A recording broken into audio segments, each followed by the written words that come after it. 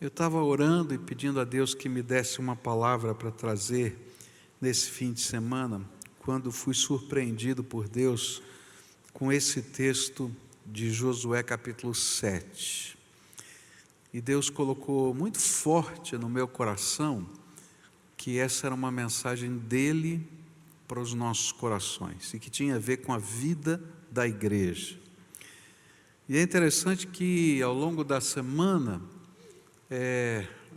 eu não entendi inicialmente o porquê Deus estava falando a respeito de Josué capítulo 7, o pecado de Acã, mas aí Deus começou a mostrar algumas coisas que têm acontecido no meio do povo de Deus, como que pecados ocultos que começam a ser revelados por Deus. E aí eu compreendi o porquê Deus queria que eu trouxesse essa palavra, e por isso vou trazê-la hoje. O capítulo 7 de Josué nos conta a história de um homem chamado Acã. E eu queria que você entendesse um pouquinho o contexto do que está acontecendo aqui nesse capítulo 7. Acã era um soldado do povo de Israel. Era um soldado da nova geração, porque a velha geração tinha morrido no deserto. E a nova geração era caracterizada por aqueles que acreditavam que Deus lhes daria toda a terra prometida.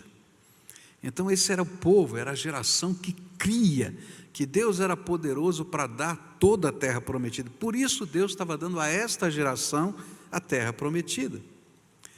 Acã era um dos jovens que tinha passado pelo Rio Jordão aberto pelo poder de Deus. E tinha visto as muralhas de Jericó caírem e participado dos louvores da vitória. Ele estava na festa da vitória. Ele conhecia a Deus e ao poder de Deus. Mas o que talvez não entendesse é quão sério é, diante dos olhos do Senhor, a infidelidade. E eu creio que muitos de nós não compreendemos quão séria é, diante do Senhor, a infidelidade.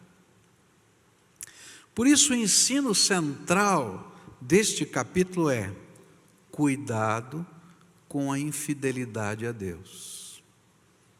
É interessante que no começo da jornada, na terra prometida, infidelidade é tratado, no capítulo 7 de Josué, e no começo da jornada da igreja, infidelidade é tratada também na vida de Safira e Ananias. Bom, deixa eu contar um pouquinho da história para você. O povo estava parado diante de um obstáculo impossível, que eram as muralhas de Jericó. As muralhas de Jericó eram tão largas que 2 carruagens podiam passar, andar juntas, uma do lado da outra, tá? Em cima do muro. E você imagina um muro alto de pedras, né? Onde 2 carruagens pudessem passar. Estou imaginando que em torno de 5 metros, mais ou menos, de largura. Sem pólvora, naquele tempo não tinha pólvora. Sem canhão. Com um povo que não dominava, porque Israel ainda não dominava a tecnologia do ferro. Como é que eles iam vencer uma cidade murada daquele jeito? Eles estavam diante de uma batalha impossível. E quando Josué está lá olhando para a muralha e pensando qual vai ser a estratégia, e orando ao Senhor, o anjo do Senhor aparece e diz para Josué qual vai ser a estratégia. E a estratégia era para confirmar para todas as gerações seguintes que aquilo era um milagre de Deus. A vitória de Jericó era um milagre de Deus, porque a estratégia era: olha, durante 7 dias vocês vão marchar ao redor da muralha em silêncio, longe do alcance das flechas, somente vão marchar ao redor, e quando vocês terminarem de marchar, a trombeta dos sacerdotes vai soar e vocês vão embora. E no 7º dia vocês vão marchar 7 vezes ao redor da muralha, e quando a trombeta soar, todo o povo vai gritar, e eu vou derrubar as muralhas. E onde a muralha cair, na frente do soldado, então se você estava aqui nessa posição, aqui ou ali, tanto faz, em frente à sua posição, você corre naquela direção e invade a cidade. Então a cidade seria invadida por todos os lados simultaneamente. E eu vou dar a vitória a vocês. Mas aí o anjo fez uma recomendação: tudo naquela cidade seria destruído, porque Deus condenava aquela cidade e considerava maldito tudo que estava naquele local. E toda prata, ouro, bronze e ferro deveriam ser entregues na tesouraria do tabernáculo como consagrado ao Senhor. Isso se encontra lá em Josué capítulo 6, versículo 19. Mas os objetos de prata, ouro, bronze e ferro serão separados para o Senhor e colocados no seu tesouro.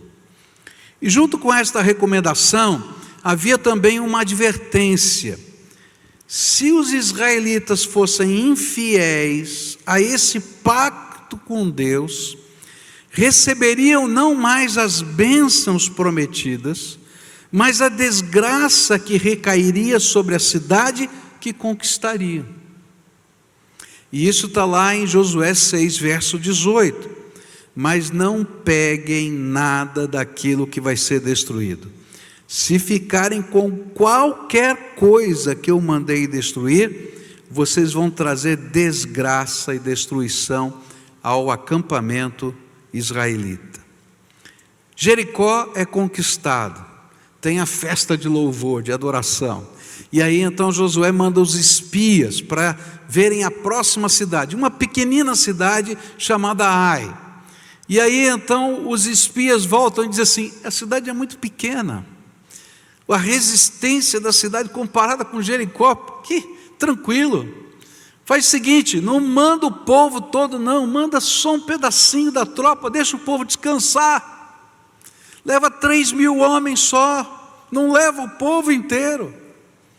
E então eles vão para lá e sofrem a maior derrota de toda a conquista. E 36 pessoas morrem. E aí, quando isso acontece, todo o povo fica desanimado. A Bíblia diz que o povo começou a ficar desanimado. Sabe por que eles ficaram desanimados? É porque eles sabiam que era o temor de Deus que ia à frente deles das batalhas. O povo estava morrendo de medo desse povo que estava chegando, e eles tinham medo até de fazer alianças entre si, por causa que eles temiam esse povo que estava chegando, de provocar esse povo. E aí quando Josué começa a orar, ele diz assim: Senhor, o Senhor vai nos matar aqui, porque agora o temor que esse povo tem de fazer alianças contra nós vai passar, e eles vão fazer alianças contra nós, e nós vamos ser destruídos nessa terra, porque nós fomos vencidos por uma cidadezinha muito pequena. E nesse movimento de oração que Josué lidera com os líderes do povo, ele faz uma pergunta, e a pergunta é: Senhor, por que o Senhor fez isso conosco? Por que o Senhor permitiu que uma desgraça tão grande acontecesse com a gente? Eu não estou entendendo nada, Deus. Que confusão é essa que está acontecendo? Eu não estou entendendo nada. E aí então Deus responde a oração, ensinando o povo lições sobre o perigo da infidelidade.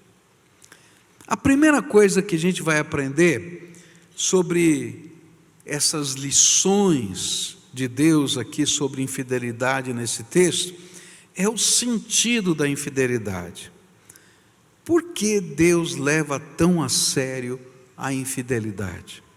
E aí nos versículos 20 e 21 do texto de Josué a gente encontra essa resposta.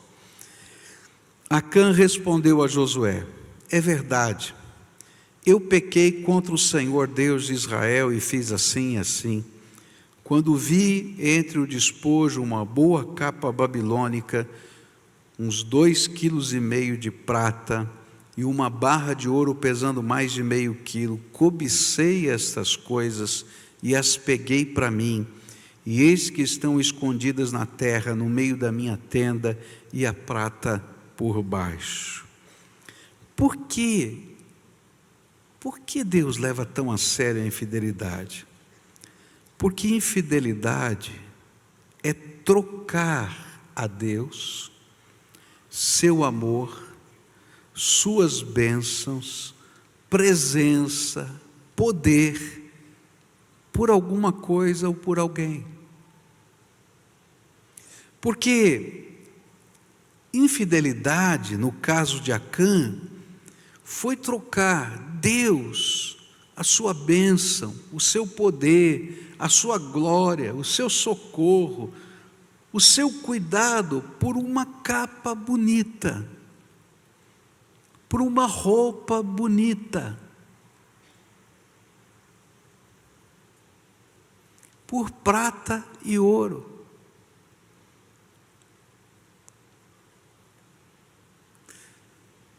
A gente, como pastor, acompanha alguns dramas, não é?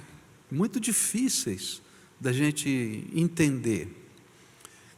Uma família descobriu que a sua filha adolescente se prostituía em troca de dinheiro. Pode imaginar? Criada numa família boa, não rica, mas boa, com tudo que era necessário, e de repente começou a perceber que a menina tinha dinheiro para comprar roupas, para comprar acessórios para essas roupas. E de onde vinha esse dinheiro? E começou a investigar, e descobriu que a menina fazia programas em troca de dinheiro. E quando começaram então a questionar a menina, diz assim: não, eu quero a grana. E descobriu um jeito fácil de ganhar essa grana. E qual foi a desilusão daquela família? É descobrir que a honra da família, o nome da família, os valores da família, o amor do pai, o cuidado do pai, o cuidado da mãe, tinham sido trocados por coisas tão fúteis que a vida iria levar rapidamente. Parece estranho, não parece? Mas é exatamente isso que Deus vê na nossa infidelidade. Deus diz assim: olha, eu amo você, derramo graça sobre a tua vida, derramo o poder do meu espírito, proteção espiritual, graça. Olha, os anjos do Senhor se acampam ao seu redor. Mas você me troca por uma roupa bonita, por uma grana a mais no banco, por uma pessoa, por um sonho fugaz que vai passar daqui a pouco. Por isso Deus leva tão a sério a infidelidade, porque de alguma maneira a nossa infidelidade determina o valor que Deus tem para nós. Quanto Deus vale para você? Quanto Deus vale para você? E sabe, quando a gente fala de amor, a infidelidade dói, porque amor não tem preço. Amor não tem preço. A gente ama com a vida. Por isso que Deus se fez carne, habitou entre nós e tomou o nosso lugar na cruz do Calvário, porque a gente ama com a vida toda. E aí então Deus olha para aquele jovem Acã e diz assim: de que vale as canções de louvor depois da vitória, enquanto lá na tua tenda, moço, está enterrado o fruto da tua infidelidade? Como é que você acha que Deus encara o louvor de Acã?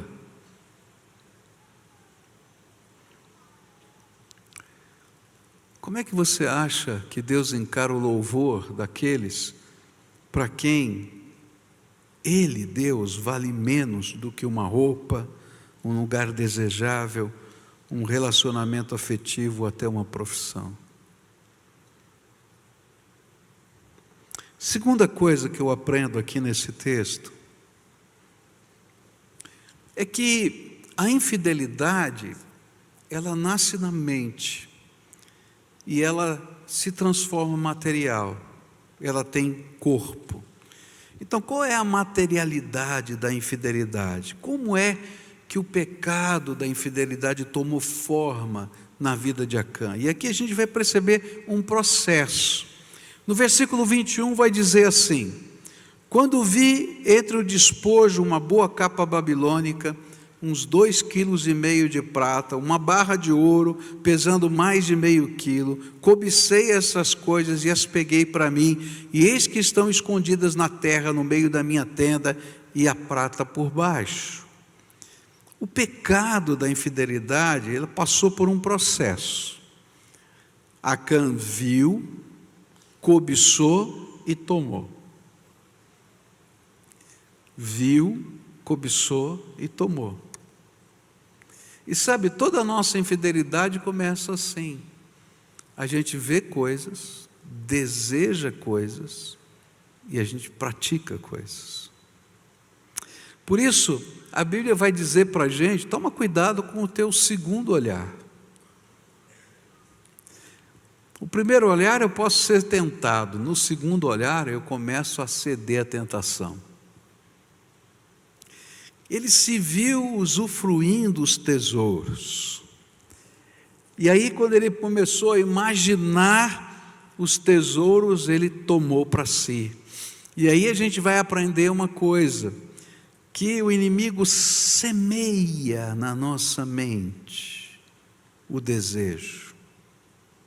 E é por isso que a Bíblia diz que o pecado nasce da concupiscência, do desejo ardente dentro de nós. E aí um autor chamado Wiersbe, ele escreveu uma frase muito interessante. Ele disse assim: a imaginação é o ventre no qual o desejo é concebido e do qual o pecado e a morte acabam por nascer. E aí a gente olha, imagina, deseja, aquilo começa a passar a ser algo tão forte dentro da gente, e a gente cai no pecado e é dominado pelo pecado.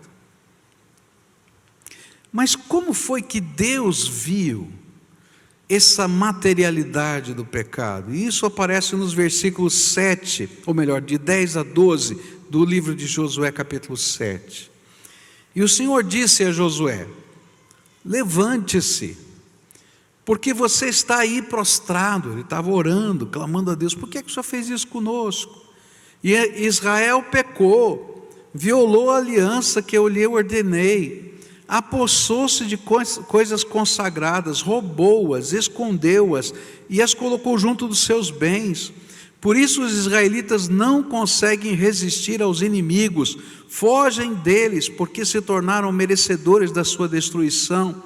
Não estarei mais com vocês, se não destruírem no meio de vocês o que foi consagrado à destruição. Como é que Deus vê essa materialidade da infidelidade? Primeiro, ele vê como quebra da aliança. Deus fez um pacto conosco. Deus havia feito um pacto no passado com aquele povo. Era o seguinte: olha, eu vou dar de presente para vocês a terra prometida. Porém, vocês vão cumprir a minha ordem. E a minha primeira ordem é: não tomem nada para vocês do que foi condenado à destruição, que foi amaldiçoado. Nem tomem para vocês o que foi dedicado, consagrado a mim. E aí então, o Senhor está dizendo: vocês quebraram o pacto e a aliança.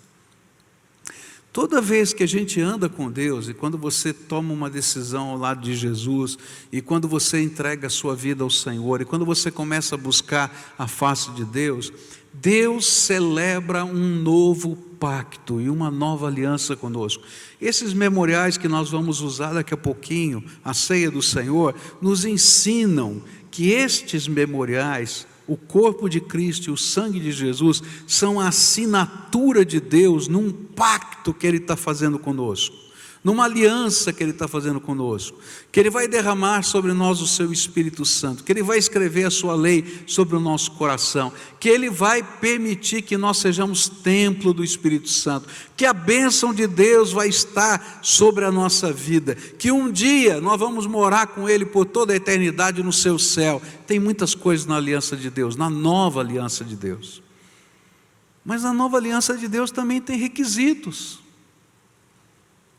Você vai ser povo de propriedade exclusiva minha. Você vai ser uma nação eleita, sacerdócio santo. Eu vou querer que a minha pureza e a minha bondade estejam em você, que o fruto do meu Espírito esteja sobre você. E quando nós nos tornamos infiéis, nós desprezamos o pacto com Deus. Bom, se você já fez um contrato, já fez algum contrato na tua vida, não é? Como é que funciona o contrato? Um contrato que não é leonino, não é? Ele diz: olha, eu me comprometo a fazer isso e você se compromete a fazer aquilo. Se eu quebrar esse pacto, tem essas sanções. Se você quebrar esse pacto, tem as mesmas sanções. O que Deus está dizendo para Israel foi o seguinte: olha, por que você está dizendo, por que eu fiz isso com vocês? Se na verdade quem quebrou o pacto não fui eu, foi você. Segunda coisa que Deus viu ali é que aquele povo não apenas tinha quebrado a aliança, mas tinha roubado a Deus. Olha, se tem um negócio que dá raiva, fala a verdade, é quando você é roubado. Fala a verdade. Já foi roubado alguma vez? Eu me lembro de uma vez que minha esposa, andando na cidade de São Paulo, tinha uma correntinha. A correntinha era bijuteria, mas ela estava com uma correntinha. Aí no meio da rua, alguém passou correndo e pegou a correntinha, puxou a correntinha, quebrou a correntinha e foi embora. Olha, a correntinha não valia nada, mas o sentimento da minha mulher era como se tivesse sido violentada. Arrancaram alguma coisa que era dela, que tinha um valor emocional, que ela gostava, no meio da rua. Aquilo não é justo. Aquela prata, aquele ouro não pertenciam a Israel, pertenciam a Deus. Deus não precisa de prata e ouro. Deus criou todas as coisas com a palavra do seu poder. Não era o valor intrínseco da prata e do ouro, assim como aquela correntinha não era o valor intrínseco dela, mas é o sentimento da infidelidade, de ser roubado algo precioso, valoroso, na aliança, nos sentimentos, na devoção. E Deus está dizendo: eu fui roubado. Que loucura é roubar a Deus, que aqui nessa terra o ladrão vai embora, a gente não sabe nem onde foi. Mas quem pode se esconder de Deus? Em algum sentido, toda infidelidade é roubar algo que pertence ao Senhor. Terceira coisa que eu acho tremenda aqui, no sentimento de Deus, foi a dor no coração de que Acã, e por conseguinte o povo, tinha escolhido o amaldiçoado, ao invés do abençoado. Uma capa da Babilônia. Eu acho que Deus se sente tão triste por ver gente trocando o vale da bênção pelo vale da desgraça. Porque a palavra no final desse texto é que naquele lugar onde Acã morre, vai se chamar Vale de Acor, Vale da desgraça, Vale da perturbação, Vale da tribulação. E aí Deus olha para muitos que estão vivendo uma vida dupla na presença de Deus, e Ele diz assim: para de trocar a bênção pela tribulação. Que loucura, que insanidade.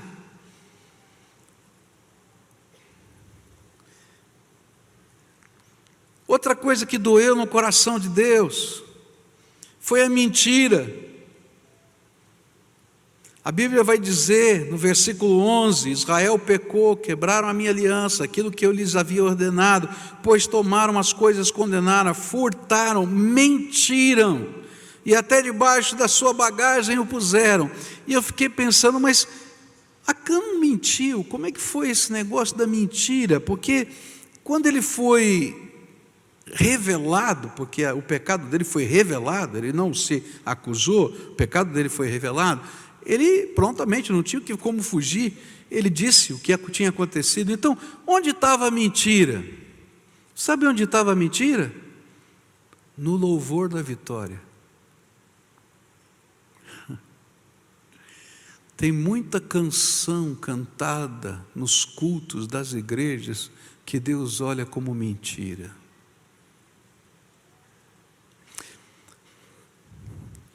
Você pode imaginar o coração de uma mulher ou de um homem que foi traído? De um casamento?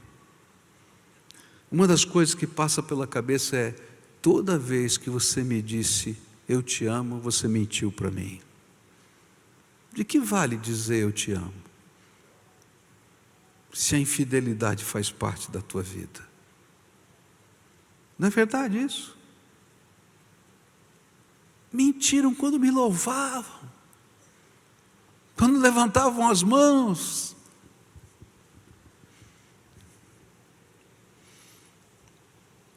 Depois, a Bíblia vai dizer: esconderam, no outro texto diz assim, dissimuladamente, esconderam o seu pecado. Queridos, quanta gente está escondendo dissimuladamente o pecado. Cara de pau. E o pior é que Deus sabe. Você pode esconder do povo inteiro, mas Deus sabe. Por isso, quando ele começou a orar, o povo começou a orar, Deus começou a revelar onde estava, inclusive, de que jeito estava, de que maneira estava, porque Deus sabe, e não adianta ser dissimulado. Eu me lembro de um dia que fui chamado na casa, já falei isso para vocês, mas tem tudo a ver com esse texto.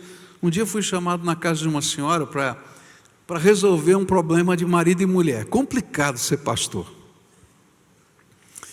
Então eu fui lá, estava lá, essa senhora, recém-convertida, uma mulher cheia de fé, uma mulher de oração. E ela me chamou: pastor, eu chamei o senhor para ser testemunha aqui. Eu falei: misericórdia. E olhou para o marido dela assim: você está me traindo. E ele disse: pastor, essa mulher está louca. estou traindo nada, que é isso, que vergonha que estou passando, você traz o pastor para falar isso aqui. E ele não era crente. Ele disse, ok. Então agora, na presença do meu pastor, na sua presença, eu vou orar a Deus. E se você estiver mentindo, Ele vai revelar. E Ele vai mostrar. Aí eu me lembro até hoje, na sala dela, uma sala simples, ela se ajoelhou bem ali onde tinha uma mesa de centro, e começou a orar, Deus, Tu és Senhor, Tu conheces todas as coisas, e eu quero te pedir, que o Senhor revele o pecado, mostra, Ele revela junto com isso a Tua glória. Passaram-se algumas semanas, e aí aquelas coisas de Deus que ninguém consegue explicar, aquelas coisas de Deus que ninguém consegue explicar. Está lá o marido dela com a amante no ponto do ônibus, e ele não enxerga quem está atrás dele. Adivinha quem está atrás dele? A mulher dele. E a mulher vai dando corda, e deixa a coisa andar. A hora que ele lasca um beijo naquela mulher, ela bota a mão nas costas dele e fala assim, agora o teu problema é com o meu Deus, e vai embora. O temor do Senhor foi tão grande naquele homem, que ele saiu correndo do ponto do ônibus e veio para a igreja, porque ele falou assim, você é amaldiçoado. Gente, não adianta ser dissimulado com Deus. Deus vê. Mentiu para Deus. Você acha que Deus não vai ver? Termina esse ponto dizendo assim, Deus fala, cometeu loucura espiritual. É uma loucura. Josué 7,15 vai dizer assim, aquele que for pego com as coisas consagradas, será queimado no fogo com tudo o que lhe pertence. Violou a aliança do Senhor e cometeu loucura em Israel. Ser infiel ao Deus que fez conosco um pacto de salvação e bênção é uma grande loucura. Porque toda infidelidade trará consigo consequências. E hoje à noite eu quero falar sobre as consequências da infidelidade. Mas o grande problema é que não entendemos que a nossa infidelidade revela o tipo de fé que trazemos no nosso coração. Por isso é uma loucura. A Bíblia ensina que são os frutos que revelam a natureza da árvore. E por isso Jesus ensinou em Mateus 7,15 em diante, diz assim, cuidado com os falsos profetas, eles vêm a vocês vestidos de peles de ovelhas, mas por dentro são lobos devoradores. Vocês os reconhecerão por seus frutos. Pode alguém colher uvas de um espinheiro, ou figos de ervas daninhas? Semelhantemente, toda árvore boa dá frutos bons, mas a árvore ruim dá frutos ruins. A árvore boa não pode dar frutos ruins, nem a árvore ruim pode dar frutos bons. Toda árvore que não produz bons frutos é cortada e lançada ao fogo. Assim, pelos seus frutos vocês os reconhecerão. Nem todo aquele que me diz Senhor, Senhor entrará no reino dos céus, mas apenas aquele que faz a vontade de meu Pai que está nos céus. Muitos me dirão naquele dia, Senhor, Senhor, não profetizamos em Teu nome não expulsamos demônios, não realizamos muitos milagres. E então eu lhes direi claramente, nunca os conheci, Afastem-se de mim, vocês que praticam o mal. Infidelidade revela o que você tem no seu coração. Que tipo de compromisso você tem com Deus? Que tipo de fruto está sendo gerado na tua vida? Por isso, eu queria concluir essa mensagem dizendo para você: se eu pudesse,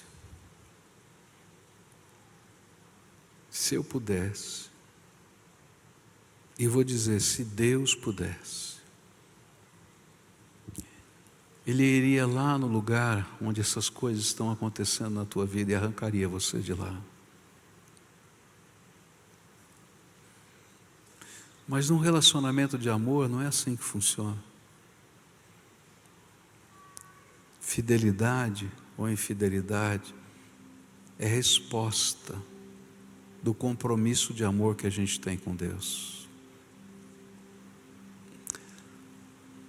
Voltar para casa não é simplesmente estar num lugar. Acã estava no lugar da adoração, no lugar do milagre, no lugar onde coisas extraordinárias de Deus aconteciam. Mas lá na tenda dele estava o fruto da sua infidelidade, bem escondido. E na vida de muita gente, nem tão escondido está.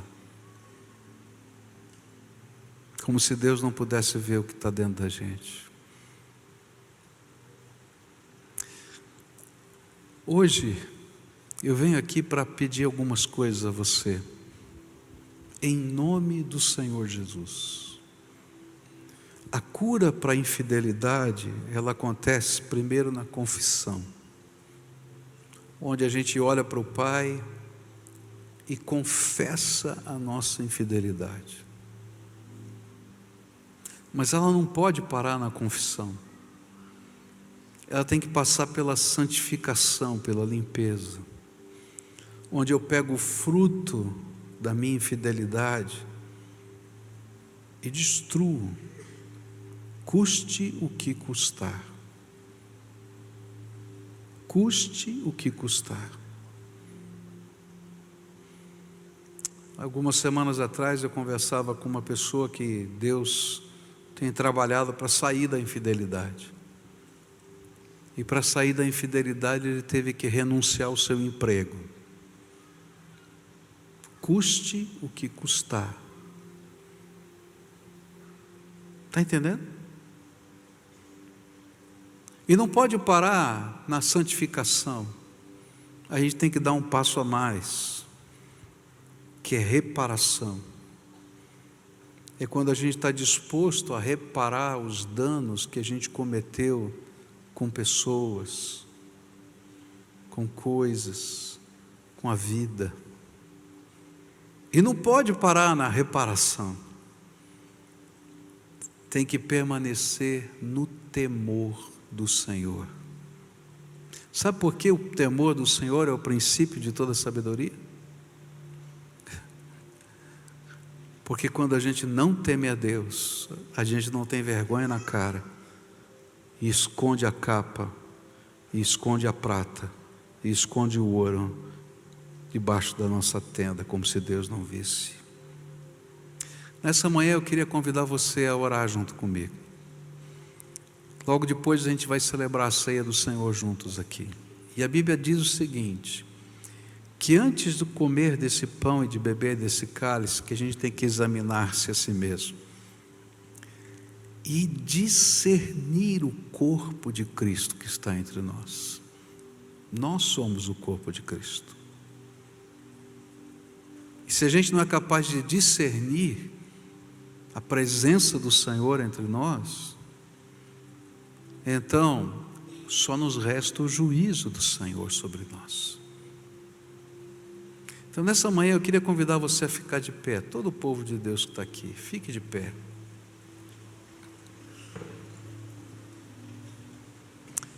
E eu queria convidar você a curvar sua fronte e conversar com Deus. O que o Espírito Santo de Deus falou com você? Há 4 coisas que Ele espera de você: confissão, limpeza, reparação e temor do Senhor. Começa com a primeira, confissão. Se compromete com a limpeza. Talvez você tenha que custosamente tirar coisas da tua vida, abrir mão de coisas que fazem parte da tua história, sacrificialmente. Se comprometa com Deus, e quando você sair daqui, comece a tomar as atitudes, senão não vai valer nada. Mas não para aí, talvez você tenha que reparar situações com pessoas, e você vai ter que procurar pessoas, ou vai criar um plano de reparação, para que haja cura. E o que você mais precisa é que o temor do Senhor não saia da sua vida. Como eu gostaria que você aproveitasse a oportunidade que Deus está te dando, porque dias virão e logo mais eles vão chegar. Escreve o que eu estou dizendo, em que o tempo da oportunidade vai passar e começa o juízo de Deus sobre a nossa vida. Pai querido, nós estamos nos preparando para receber do pão e do vinho, que representam a nova aliança que o Senhor fez conosco. A Tua palavra nos diz no livro de Hebreus, que essa aliança é ainda mais sagrada e mais poderosa, que se alguém era julgado no Velho Testamento por uma aliança que foi selada com o sangue de animais, quanto mais o Senhor não vai levar a sério a aliança que foi selada com o sangue do Teu Filho Jesus. Lá no livro de Hebreus diz, Senhor, que se nós entendêssemos o valor dessa aliança, o temor do Senhor estaria no nosso coração. Então agora que celebramos, Senhor, revela, Pai, revela o valor dessa aliança. Torna-te irresistível, que haja confissão de pecados, que haja acerto, que haja transformação, que haja restauração, que haja, Senhor, um desenterrar das coisas que estão lá escondidas, para que o Senhor possa fazer a obra que o Senhor tem para fazer entre nós. Começa aqui nesse lugar, em cada um de nós. Começa, Senhor, com aqueles que estão ouvindo essa mensagem pela televisão, pelo rádio, pela internet, e onde quer que eles estejam nesta hora, que o Teu Espírito esteja se manifestando ali, porque o lugar da Tua presença é santo. Que a gente aprenda a tirar as sandálias dos pés na presença do Santo Deus. Fica conosco, Pai, fala conosco e dirige-nos nessa hora. É aquilo que oramos em nome de Jesus. Amém e amém.